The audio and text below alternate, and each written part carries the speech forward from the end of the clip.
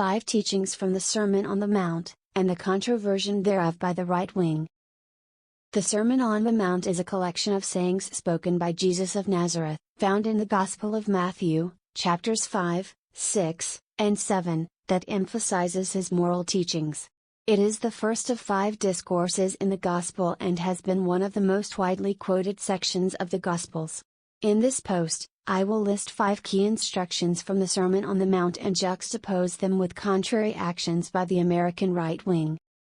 5 instructions abandoned by the right wing. 1. Blessed are the meek, for they will inherit the earth, Matthew 5:5. This instruction teaches that humility and gentleness are virtues that God values and rewards. However, the American right wing often displays arrogance and aggression, especially towards those who disagree with them or challenge their authority. They seek to dominate and control others, rather than serve and cooperate with them. 2. You have heard that it was said, "You shall not commit adultery." But I tell you that anyone who looks at a woman lustfully has already committed adultery with her in his heart, Matthew 5:27-28. This instruction warns against sexual immorality and impurity, which defile the body and the soul.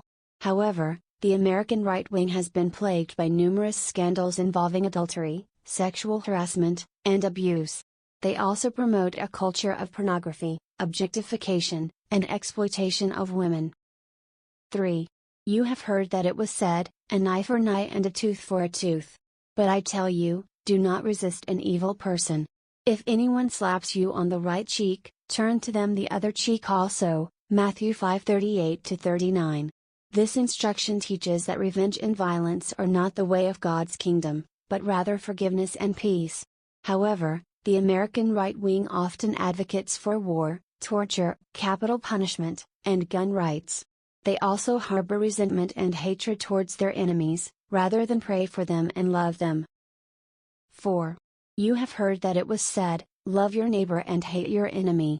But I tell you, love your enemies and pray for those who persecute you, Matthew 5:43-44. This instruction commands us to love everyone, even those who harm us or oppose us. It also shows us that God loves everyone, even those who sin against Him or reject Him. However, the American right wing often demonizes and dehumanizes those who belong to different religions, races, cultures, or political parties. They also spread fear and mistrust among people, rather than foster unity and harmony. 5. Do not store up for yourselves treasures on earth, where moths and vermin destroy, and where thieves break in and steal.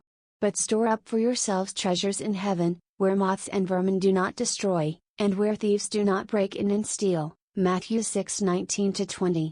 This instruction teaches that material wealth and possessions are not the true source of happiness and security, but rather God's grace and presence. It also warns us against greed and idolatry, which can corrupt our hearts and minds. However, the American right wing often worships money and power, rather than God. They also pursue selfish interests and agendas, rather than seek justice and mercy for the poor and oppressed. Conclusion.